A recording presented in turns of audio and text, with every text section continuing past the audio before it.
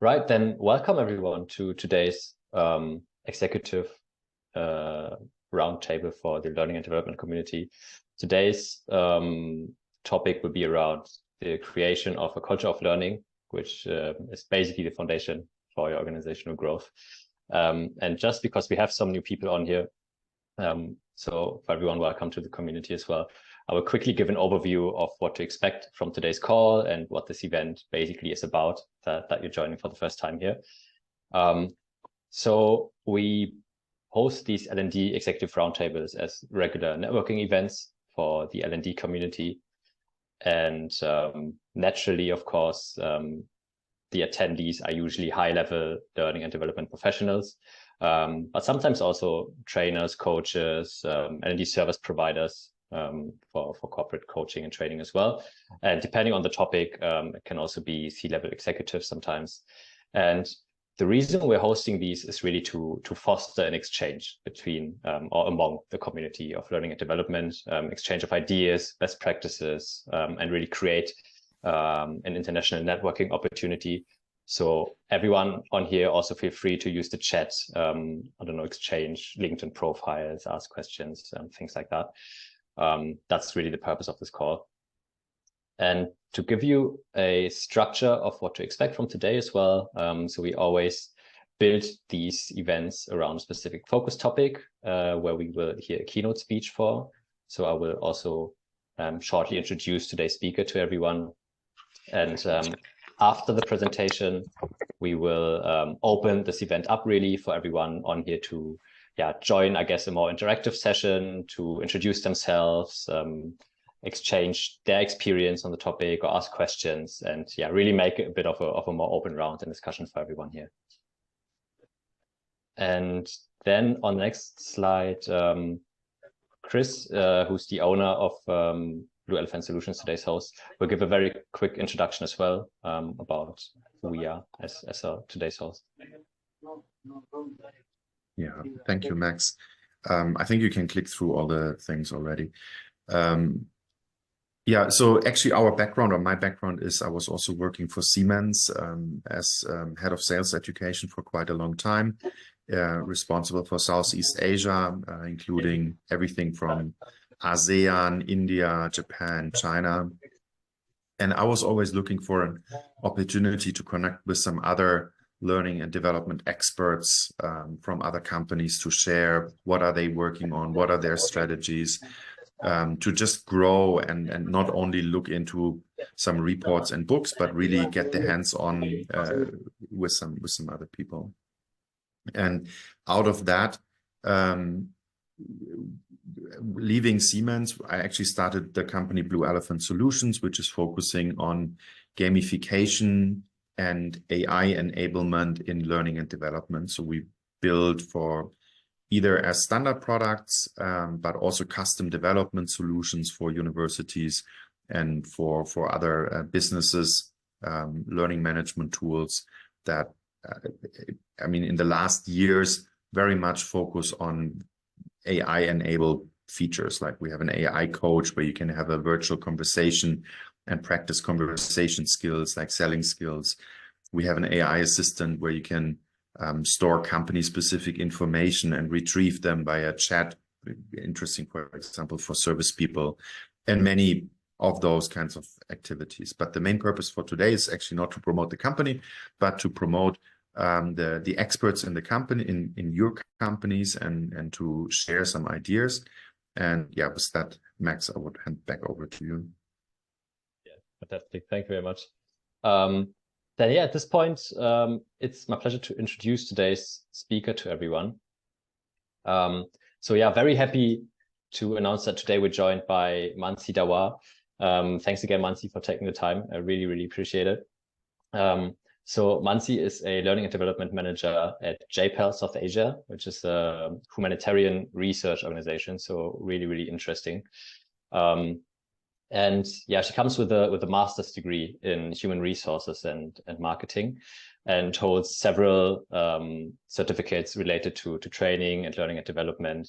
So that includes a corporate training diploma from the Indian Society of Training Development, but she's also a certified emotional intelligence practitioner, as well as a global master trainer, certified in leadership development and mentorship. And after working as a research analyst herself, her whole L&D related experience spans 8 years to date. And she really has quite a holistic experience from beginning to end, including building learning strategies, driving learning discipline and establishing habits, and designing and developing learning content, which is one of her big passions as well. Really passionate about learning, curriculum design, and developing content for learning and training, and facilitating one-on-one sessions, peer reviews, basically, or performance reviews to, I guess, like tools to for ourselves to develop and take ourselves to the next level, really. Perfect to have her on to speak about creating a learning culture in organizations, and I'm very excited to hear and see a presentation now. So again, Mansi, thank you very much for joining us. And I would stop sharing my screen then and allow you to share yours. And then once you're ready, you can start with your presentation. Thank you very much. Thank you so much, Max and Christian, for having me here today. And before I begin, I'll just quickly pull up my slides. Just let me know once you're able to see. Yeah, that's perfect. All right. Good evening, ladies and gentlemen. I am Mansi Dawar. As you would have read on the introduction slide, I am a firm believer that learning and humility are directly proportional. The more you learn, the more humble you become. So that's what I firmly believe in. Feels really great to be doing this, interacting with the L&D world outside of my organization that I work with. I'm here to share my thoughts on the topic, which is how to foster a culture of learning in your organization. And of course, to get to know some of you present here today. Thanks to Blue Elephant Solutions once again for organizing and running this excellent initiative virtually. Big congratulations to the team. I believe we all somewhere know traits of an organization that has a great learning culture, or at least we would have an idea about how that culture, would make us feel. My idea of speaking here would largely to be sharing my set of experiences on how I have seen a learning culture get enhanced during my career trajectory. And I think my coming here would be successful if my experience could, ring a bell or probably provide you all some food for thought. And then I would really feel that, this whole discussion is going in a successful manner. So yeah, with that short and sweet disclaimer, let's begin. All right. Before I really deep dive into the session and, convert it into a discussion of experience sharing, here's a little dosage of truth that I recommend we keep in mind when we talk about learning interventions, or fostering learning culture and related topics. I won't really long talk about this statement right there on your screen, but this is just for, your reflection purpose. Think about it, really. I mean, really think about it. If an activity isn't serving the business, it isn't a priority to them. So yes, that's a little dosage of truth. I recommend you all to just keep it in the back of the mind when we, do this discussion and really deep dive into the topic. All right. And somehow I really, like thinking and reflecting upon the things that I stumble upon. So consider these scenarios and answer this question only for yourself. And like basis my experience, a mentor was like a senior at my previous organization, always used to tell me about the power of reflection. So before I spill some more beans about the topic, look at each of these situations.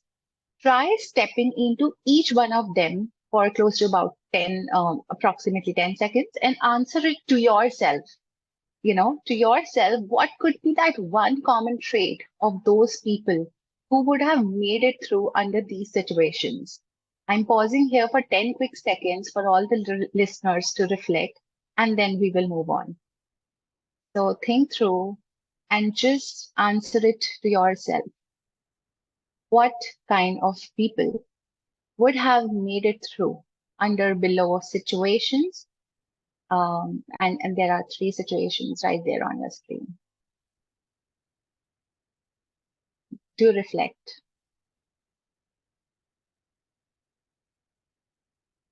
And with that, if some of you or all of you have reflected that, let's move on. What is a learning culture? Very importantly, to define it in clear terms, whatever we are going to deep dive into. Year on year, when the Fortunes or the Great Place to Work organizations and the likewise organizations release their best companies list, I find it really interesting to go and read that little teeny tiny paragraph out there, the introduction paragraph. Last to last year, few of the top parameters in the selection list of these best companies shortlisted list were, the parameters were flexibility, diversity, comp-offs, and as far as I remember, last to last year, the parameters for shortlisting these organizations were who actually defied the myth that productivity, performance, innovation, and all of these fiscal goals cannot be prioritized along with employee satisfaction. So, what is it that they are doing right? They've prioritized their fiscal goals along with, employee engagement and employee satisfaction. So the question here is, what is that they are doing right?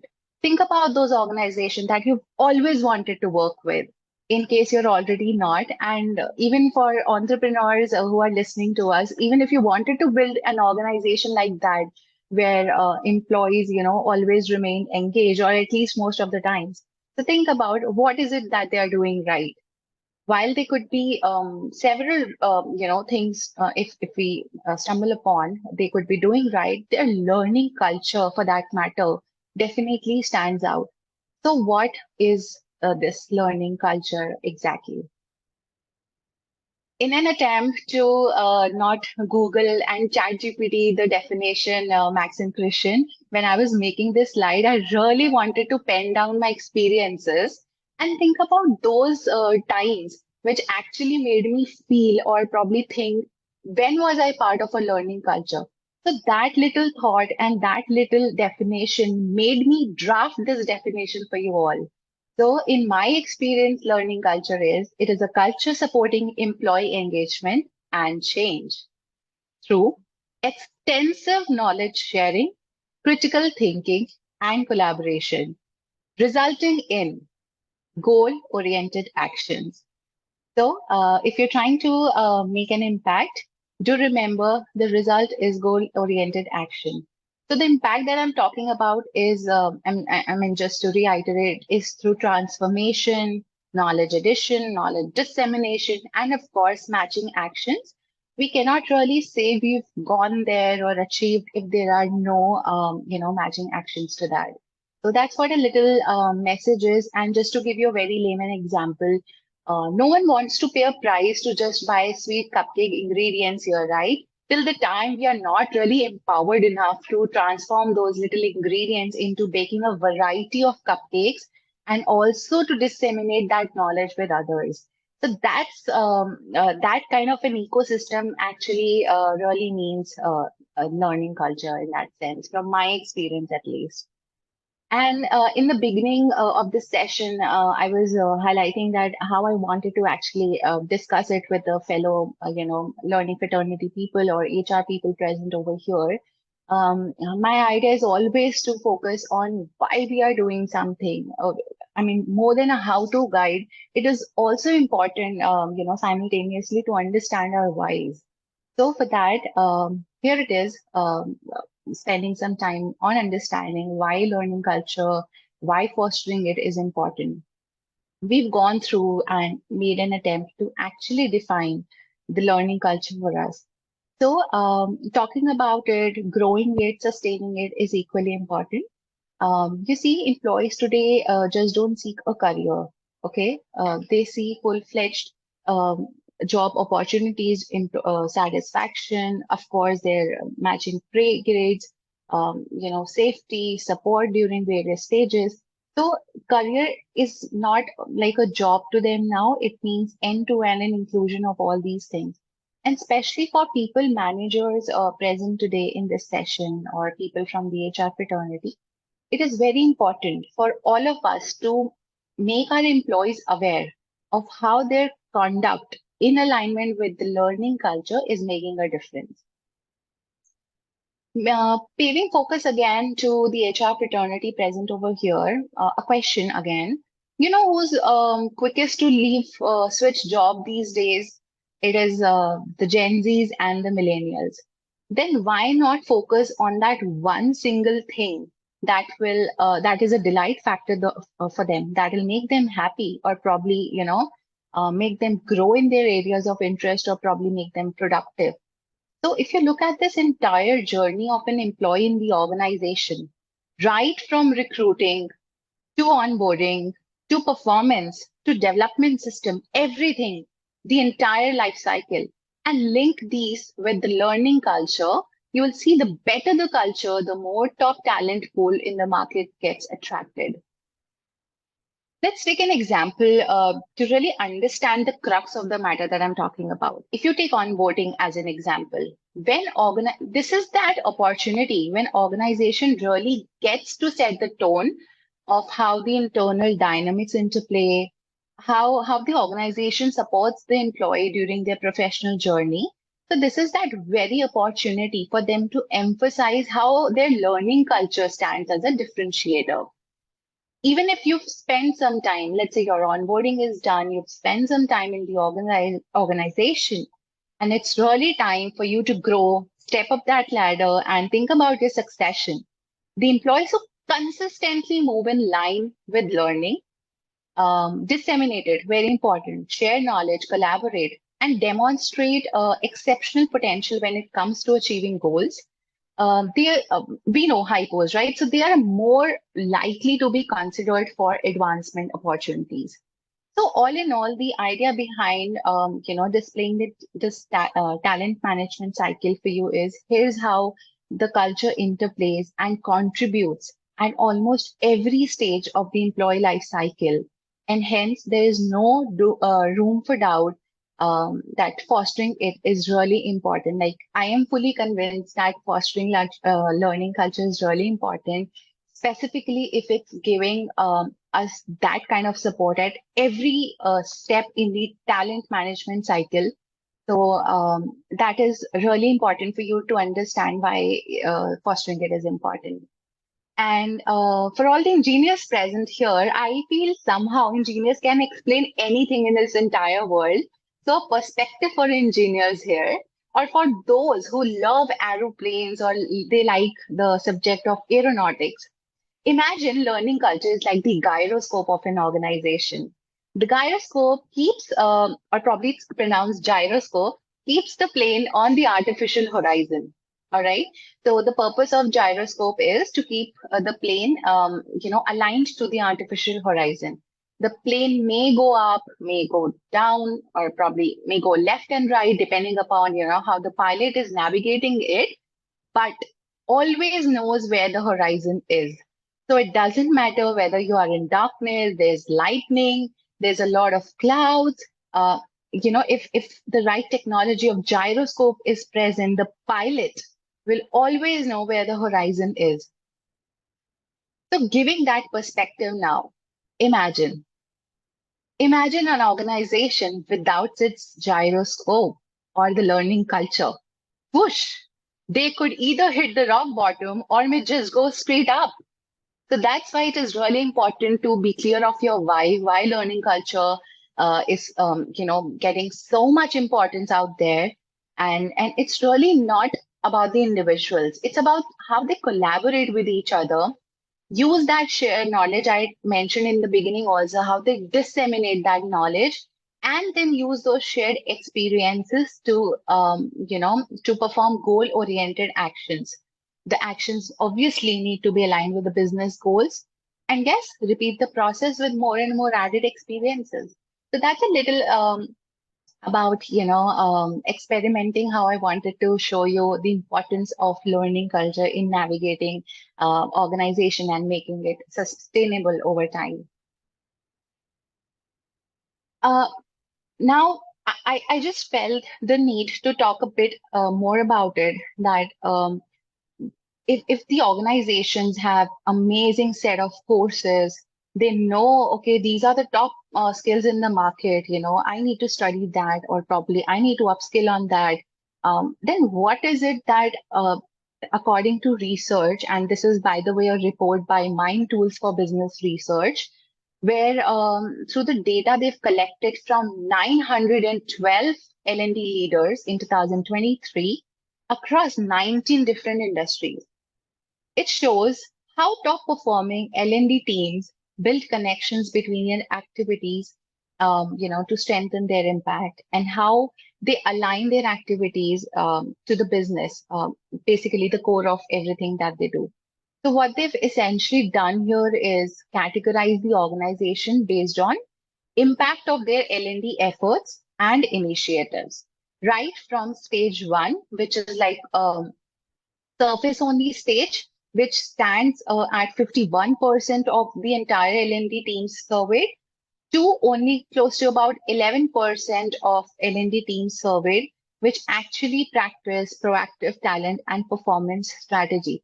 So coming back to the same question that I paused upon, when we have all of these resources, we know upskilling is important. Um, I mean, what is it that the organizations are not doing right, or probably not strengthening their why when it comes to learning culture? And there's one more interesting fact on that, and probably I'll hold on to it and probably share as we proceed. But do think about it, like I mentioned, that my mentors have always told that a lot of answers you get through reflection. So do think about it. How only just 11% of the organizations have high impact learning culture. They have actually they can measure the outcome of their learning interventions. All right. With that, one question to all the people, again, from the L&D and HR fraternity present over here is, how do you really carry out the learning interventions? Do think about it in your mind when you look at this report, from Mind Tools of Business. Um, are there any blended approaches when you carry out these learning interventions? Is the ROI really calculated? Do you have defined competencies, in the organizations, or is there an effort to create them? Do you celebrate success? That's the impact that we're trying to create. So the idea is to think and really think about this and act. Again, strengthening the why even more, giving you all some more protein shake there to, strengthen why learning culture is really going to be your dosage, at least for the years to come. Consider yourself as a miracle if you survive your career stint without adapting to a culture of learning. It is actually not a luxury, but a choice, a necessity, a necessary choice that we need to make.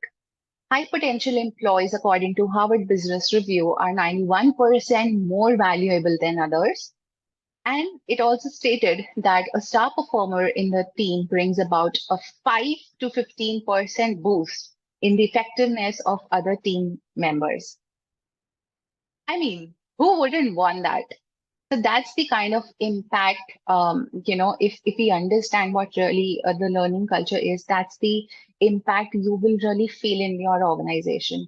And this is just like the Pareto principle, and while employees make that choice of adapting to the learning culture, in the organization, from the organization's perspective, failing in the endeavor to provide that or create that culture makes it more likely that they will fly the coop.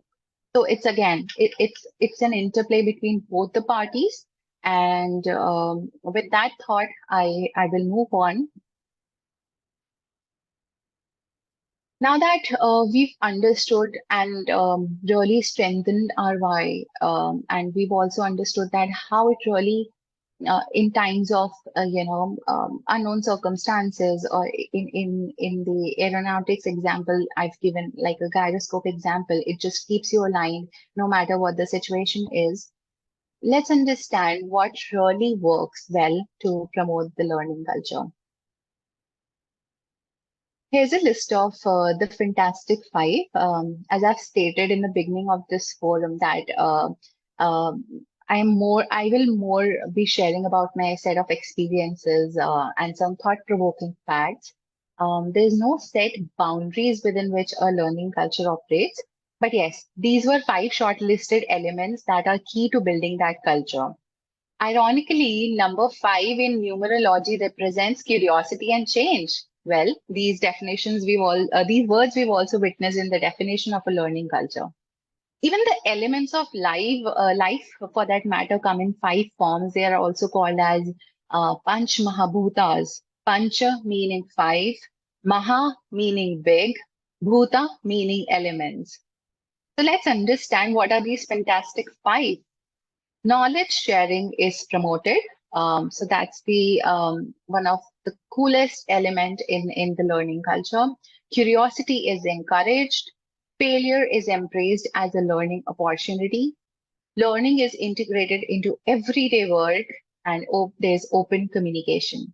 So what we're essentially trying to say via this fantastic 5 that I personally have experienced in my trajectory is, when we talk about, again, disseminating knowledge, external knowledge, internal knowledge, your experiential knowledge, collaboration and teamwork are really valued. And that's how you put that knowledge into practice.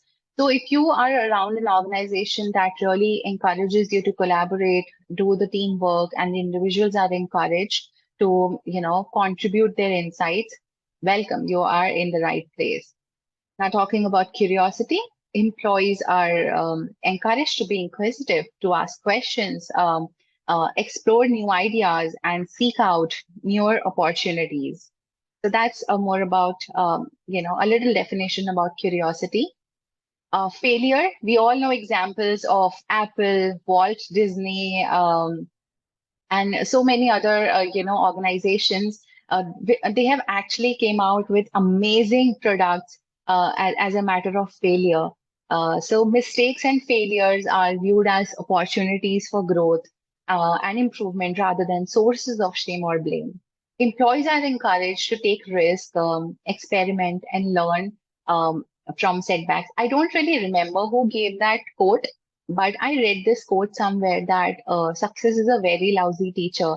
So someone who's really working hard and someone who's, trying to get outside the league or trying to get outside the box, really probably, will experience some setbacks, and that's all right. So in a learning culture, you will see that failure is embraced as a learning opportunity. Talking about the 4th out of the Fantastic 5, learning is integrated into the everyday work. It is not seen separately doing on a Friday evening or a Friday afternoon. It's not an isolated activity at all.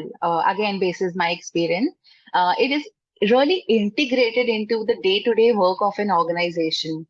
Employees have access to even the leaders, the knowledge the leaders carry. They have access to resources, tools, opportunities, which is of course relevant to their roles and responsibilities. That's how it will make sense. So yes, it is a part of your day-to-day work and not something that you really have to do it in a formal setup, sitting in your silos.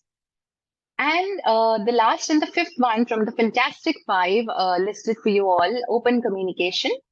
Again, the very same iteration that I just stated in point number 4, not operating in silos. There is a lot of collaboration. There's a lot of communication. There's information overflow, flow and overflow both. There is feedback that is given. There's feedback that is received in a constructive and timely manner. Very important. It is constructive and in a timely manner with a focus on helping individuals learn and grow. Employees are encouraged. They are open to receive feedback and actively seek out opportunities for self-improvement. So again, there is no such framework within which a learning culture operates, but these are more or less basis my experience that definitely these fantastic fives will be present when you talk about the learning culture. With that, now that we've defined, we've got a sense of it, we've done a bit of reflection here and there, it is very important to debunk some myths. What is not a learning culture? Learning culture definitely is not increasing the quantum of learning. Today, I have 100 courses in my organization. Tomorrow, I'll sign up and get 1,000 courses. No, it is definitely not enhancing the quantum of learning. So that's myth number one. Learning culture doesn't require frequent communication touch points. Definitely not. Collaboration, communication, feedback, constructive criticism, open to receiving feedback, all of these sources of communication and those frequent touch points are a must when you operate in a learning culture. It is not something which is apart from work. It is integrated in your day-to-day work. Learning culture is built in formal settings. No, another myth. It's not just done in the formal settings. Even, when I go out in the morning and do those morning walks, I observe people. I observe their conduct. Even if you're talking to a friend for that matter in an informal setting, and actually observe how they are dealing with stressful situations or how they are performing under pressure. Even these situations, make you learn a lot on how to deal with complex problems, how to do decision making, how to actually manage certain things end to end, no matter how many management degrees you've done. So it's not that learning culture is built just in the formal settings. So at work, even when you are with colleagues or you're just observing some set of behaviors, learning could happen there and then. And the last myth, learning culture is the responsibility of HR training, HR or training department only. This is my favorite myth. No, no, no, not at all. A big cross. It's not the responsibility of just the training department of your organization.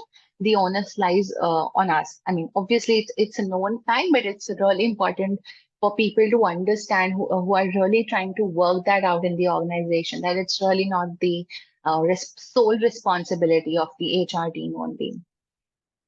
With that, the discussion is coming to an end, but here's a quick sneak peek before we end into three of many such examples of corporates and institutions who are investing in the skills first approach and making that impact with one of the not so secret sauce, which is the learning culture. So again, these are just three examples of many organizations. For example, IBM with its skills build course. Since 2021, over 7 million learners have enrolled in this free IBM Courses Academy through the company's combined education initiatives. Imagine the kind of impact with this skills build program IBM has made. Let's take a look at PwC's example for that matter. Its skills first practices again on a specific business area significantly reduced the mean hiring time by 45% as compared to business as usual hiring methods. Again, a wow factor, all coming out of the right side of learning culture. Standard Chartered's example, let's look at the last example. What they do is they empower young people to create jobs, secure employment, and transform their communities through this program called Future Makers by Standard Chartered. So between 2019 and the end of 2023, this Future Makers program reached over 2.1 million young people, out of which 68% were women and girls. Do you think that's coming something out of a usual organizational culture? Definitely not. We've discussed so many elements of the learning culture, and that's how these organizations stand out. Okay, just remember these three essential principles, summarizing it for you all: knowledge sharing, open communication, and daring to fail. Success is a lousy teacher. I love that line. I read it somewhere. And so failure, or probably daring to fail, is a kick in the teeth, maybe the best thing in the world for you. So go ahead and fail and don't be scared of failing. You will definitely learn something new about it. And I am a quotes person. Actually, I have a diary that I maintain, whichever quote I like. I quickly jot it down. So here's one of the quotes from my diary. In a learning culture, serendipity happens all the time. Just remember that karmic entitlement, let's talk a little bit about that, works everywhere and corporates are no exception. What you give is you shall receive. So learning culture creates a long lasting impact and navigates the delicate balance between driving results and nurturing relationships within the organizations, just like Pareto principle, as I highlighted earlier. So I hope I've been able to, share some bit of my insights into what is a learning culture.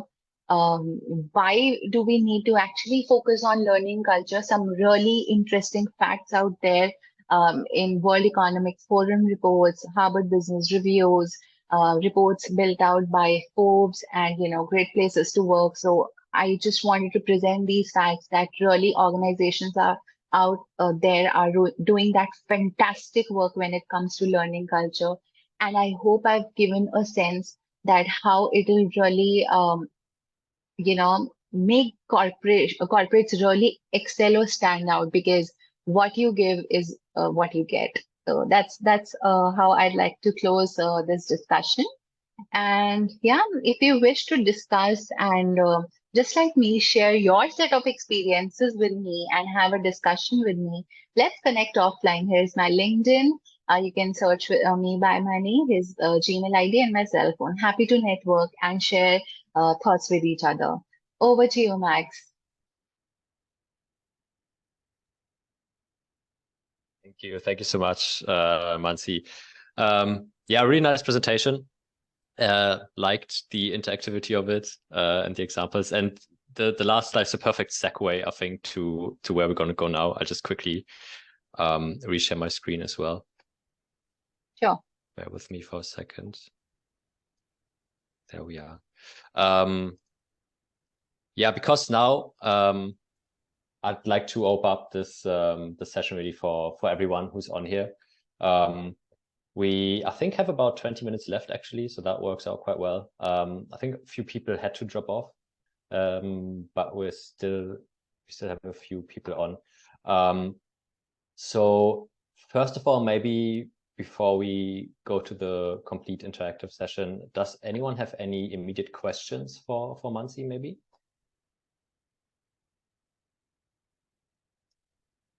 No. Okay.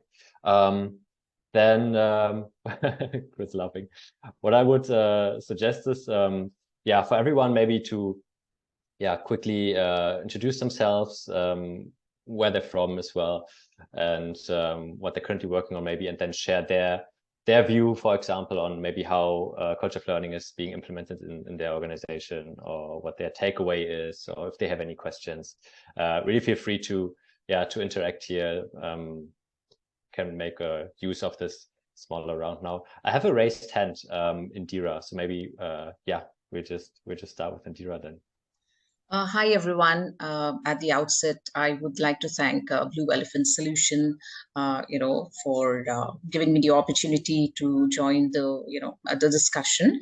And thanks, Mansi. I think it has been an insightful, your presentation has been really insightful and reiterates the, importance of, having a learning culture in an organization. Yes, so I would just like to share, about myself and how we, embedded a learning culture in my previous organization.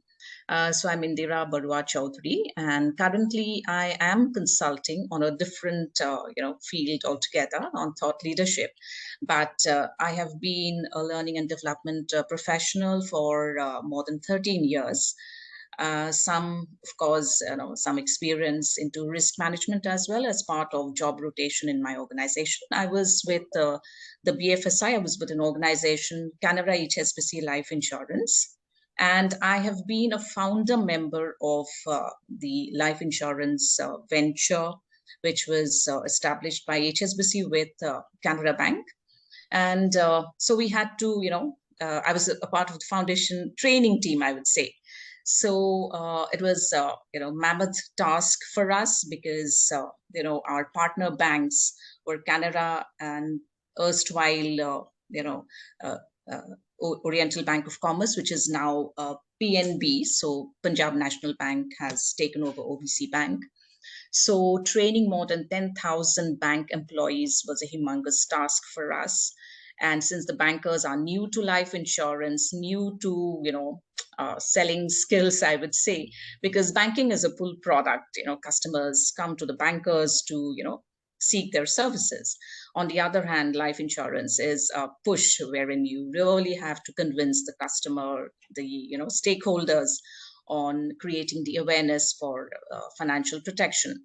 So what we did was initially we started off with in-person training, and when the bankers were well versed with the culture of the insurance culture, and they were well aware of the products, and then we transitioned into on-the-go training for them.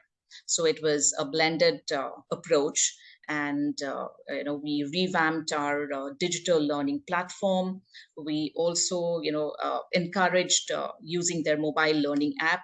I think this really helped. We created nano videos so that right from it was not restricted to product, but on the quality part. So a lot of quality assurance was also taken care of through these videos and the blended approach to learning. So, and I think, keeping up with the emerging trends help a lot. So and as Mansi, I would also repeat, what she mentioned, that, learning is, you don't need a formal setup. You learn from each other, from peers, from, partners. It's an everyday affair. So on this note, that's all I had to share. Thank you so much. Thank you so much for that, Indra, and glad to see you here in the virtual roundtable conference. Thank you. Thanks, Indira. Thank you for sharing. Great to get, to get other insights as well. And I think I have a list here of participants, so maybe we just go through who else is on the call, so everyone can give a quick introduction and share their thoughts as well. I have Farasat and Jaideep here as well. Welcome to you guys. Want to maybe give a quick introduction as well, and see if you can share anything.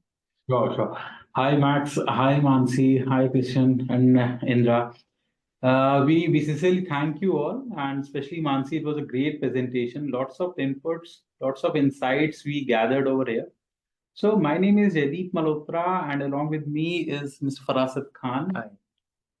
So we both are part of learning and development team.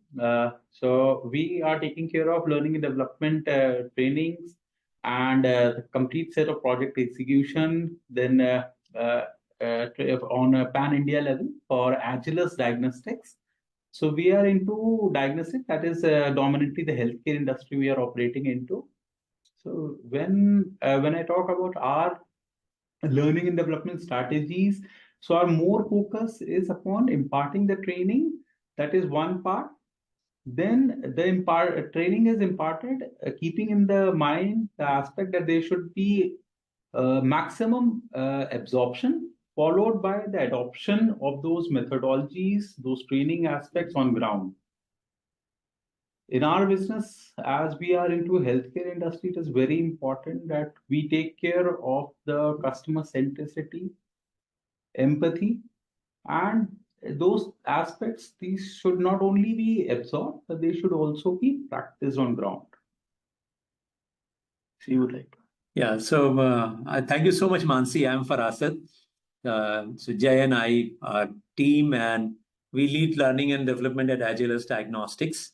So Agilus, which is erstwhile SRL Diagnostics, is a leading diagnostic company in India with its international footprints as well.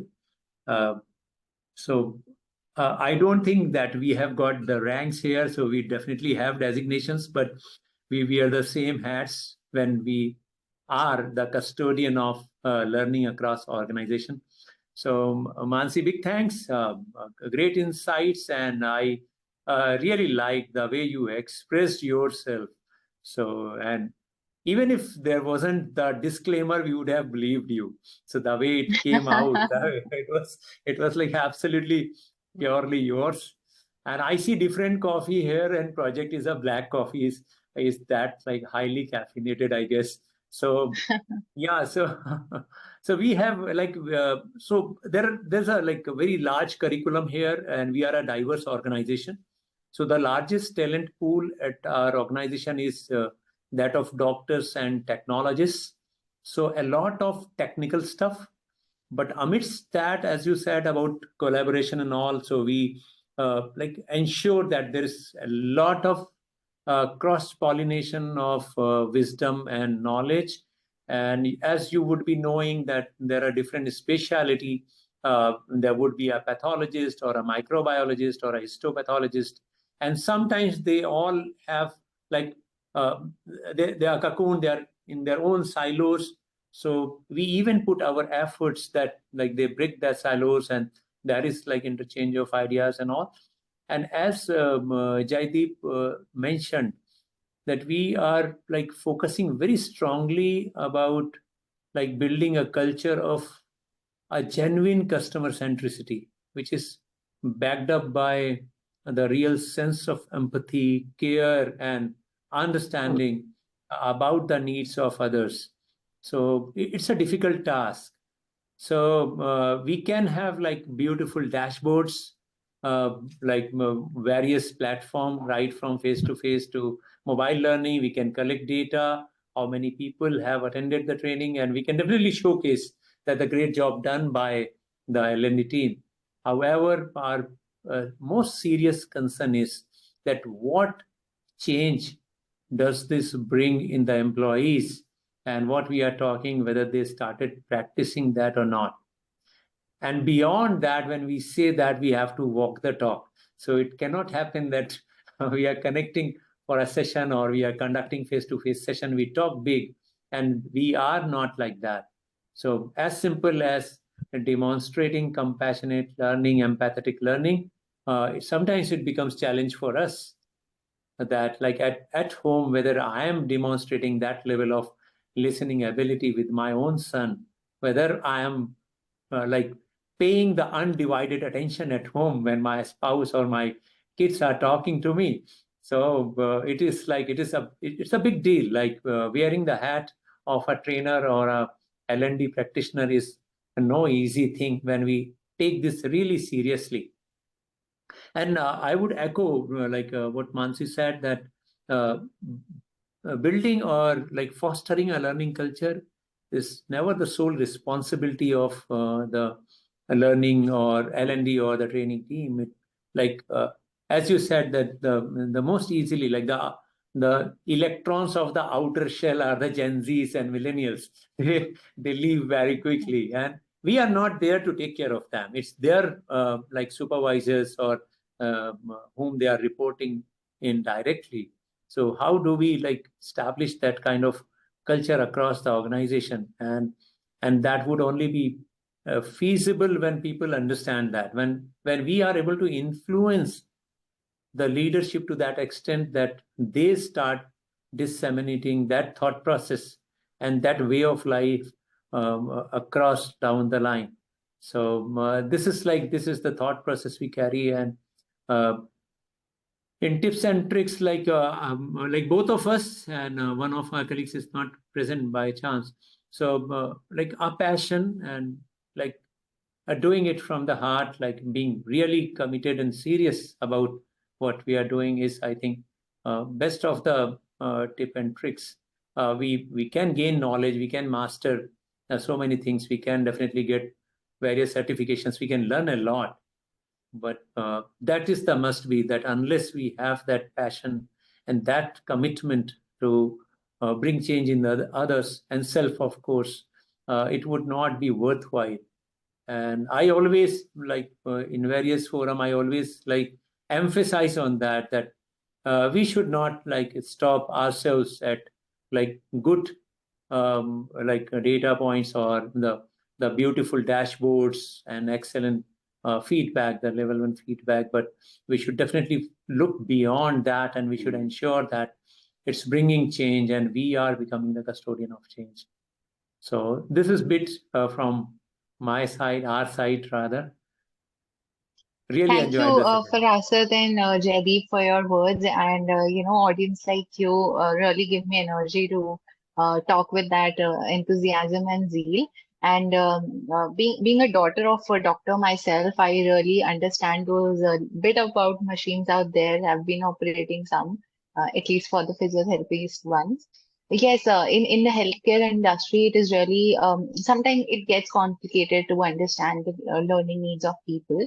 And with experience and with practice, consulting conversations and having right set of competencies, these two things really may come handy. And probably we can discuss it more in detail offline. So if you have, if you know by the virtue of, consulting people, getting to know what is the kind of skills that they want and building a framework around those competency skills, then probably you will be serving right. So let's say probably maybe you are serving meat to no, a vegetarian, not literally, but there could be a mismatch, between what you are serving on the platter and what they really want to consume. So this actually used to exist in the organization that I'm currently working with, but last 1.5 years, have been strict focus on developing, first of all, talking to people, getting in the field, getting your hands dirty, really drilling down the root cause, that what is it that works for them.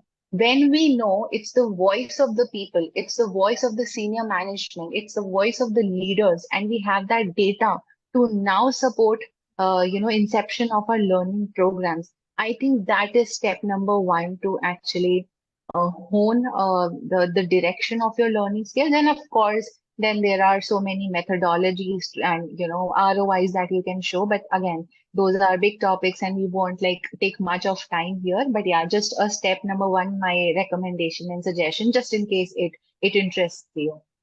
Thanks. Sure. Thanks. Fantastic. Yeah, thank you, Farsad and Jaideep and Mansi as well. And yeah, as you said, Mansi, yeah, that's exactly the purpose. Feel free to connect afterwards as well and offline. And for everyone here, use the chat function to, I don't know, exchange your LinkedIn profile or something and reach out to each other afterwards. But yeah, thank you both of you for sharing as well. And I think we have 6 minutes left now. Of course, happy to stay a bit longer, but just want to be mindful of everyone's time. But we still have 2 people, I think, who haven't been able to speak yet. So maybe we can go with Veera next. Yeah. Perfect. Good afternoon, everyone. Thank you, Max, and thank you, Development Solutions, for providing this session. Very good session. Thanks to Mansi in particular. Very insightful session. The example, now I like the example you gave, the comparison with aeroplane and the gyroscope and all. Really, learning culture should be embraced by all organizations in order to make the employees skilled and knowledgeable, and so that when employees are skilled and knowledgeable, naturally organization will cherish, right? So that is the need of the hour always. But no, I don't know how many companies are now embracing this learning and development culture and taking care of arranging or providing some kind of knowledge to the employees pertaining to the products or company or competence or whatever markets. But that's really required. Thanks. And one more, what I like is the learning, embracing learning culture is not anyone cannot provide you that. As it's not the job of HR or other one. As Indira mentioned, it is an everyday affair, and it's part of everyone's life. Should be part of an employee's life. You can learn from peers, your managers, your subordinates, or others anywhere. So that's another good example you gave. So coming to me, I was in academics for almost a decade, and I was in pharmaceutical sales for a decade. And I worked with Johnson and Johnson, and currently working as an instruction designer in Gemini Consulting and Services in Hyderabad, basically from Hyderabad. So that's about me. Thank you, everyone. Thank you very much, Mansi. Thanks, Veera, for attending this. Happy to connect with you. Yeah, Thanks, Veera. And then we still have Amit Sasa. Hello, good afternoon, everyone. First of Hi, all, Amir. thanks a lot. Hi, it was a very insightful session, and so I would like to begin with my introduction. I'm currently heading operations for a learning and development company called TLC. We are based out of Pune, and I'm pursuing a course wherein we get to practice certified instructional design. That's where I happen to meet a lot of interesting folks around. But yes, this was a very insightful discussion. Uh, I definitely got to learn a lot from this, and yeah, I'm looking out for such more sessions in future. That's it from my Super. side. Thank you, guys. Thanks for being here, Amir. You're most welcome. Thanks. I also want to share something. First of all, Mansi, Bill Gates is the one that your favorite quote is from. I just checked that quickly online. Yeah, so quite a famous person. Secondly, super thanks also from my side to your presentation, but actually also to the discussion now afterwards and on all the contributors. I am learning extremely much from this, and ourselves, we're not a big organization, but I'm at the moment, actually before the call and after the call, I will continue with this. I'm working on building an autonomous AI organization where the AI bots are talking with each other. They hand over work to each other. There's other companies, also Microsoft and so on, working on similar projects. And one of the key features there is that the AI will always self-reflect. The AI will always produce a result, reflect on this result, decide what can I do better, and do a few loops until the final result is there, and then hand it over to the next AI agent to continue working on this task. So this reflection, I mean, in AI, I just need to tell the AI to do it, and they are doing it every time. If I tell it my employee, they probably will not do it anytime. And that's probably one of the reasons why AI will enhance much faster and quicker than us humans. So if we want to keep up with the AI, we need to really establish this learning culture in our organizations. And I was even inspired, like learning from failure. I don't think that is embedded in those AI, virtual AI, autonomous AI organizations yet, to really say, if you do something wrong or if the result is not working, note it down somewhere, make it available for the rest of the other agents so that they can reflect on this one and maybe then don't do these mistakes and, you know, in the end, save tokens and be faster, be more productive. So all of those things, I made a long list. I took some screenshots.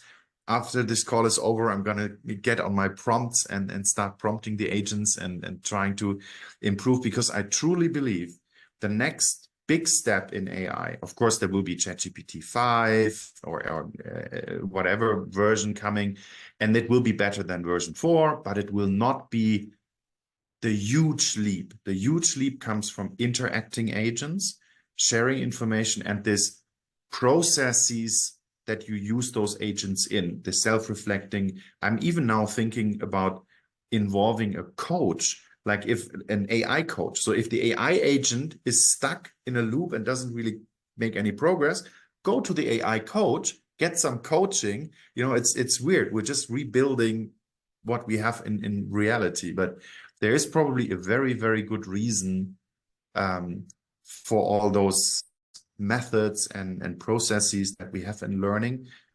We just need to really make it work and then have the organization use it. It's super powerful. So Big thank you. Interesting perspective, Christian. And I'm a very visual person. And when you were talking about this AI and stuff and the kind of prompts that you'd like to try, I was just visualizing. Imagine a world where actually in the AI field, you actually did some mistake or did some input incorrectly, and the AI, instead of prompting the error message, or just saying incorrect, says, "Hey, glad you tried," like that. So that's the culture of learning failure in the essence you're talking about, that AI is not punishing us or anyone for that matter. And yeah, there's this coaching kind of an environment where you are actually learning from failures. So really like that perspective. Thanks for sharing that. Perfect. Thank you. Yeah, thanks, Chris. Yeah, for me, maybe I'll before we wrap this up now, yeah, thanks from my side again as well, Mansi. It was really great insights. For me, usually on these calls, I'm probably the person with the least extensive L&D background here, so I also learn a lot from professionals like you and everyone who shared their own experience here as well. So I always look at this a bit more from like a pure learner perspective and how things have been handled in the companies I've worked for, basically. And I think the biggest takeaway from me, from what you said, from the learning culture, Fab 5 basically, is for me really like what this basically does, I think, is create like a safe environment where you can apply what you learn in trainings. And that's, as you said, it's not just the responsibility of trainers and HR, but that's also the responsibility of the departments, of colleagues, of your managers. And so everyone needs to kind of buy into this concept and this culture. And that changes a lot, really, I think. Yeah, so thank you very much. Thanks for everyone joining. Great to meet you. Yeah, hope we can all connect afterwards as well. And yeah, maybe I'll see you next time at one of our next calls as well. Thank you so much. Surely. Thanks a lot. Thank you so much, everyone. Have a good day. Thank you very Bye-bye. much. Bye-bye. Thank you. Thank you. Bye-bye.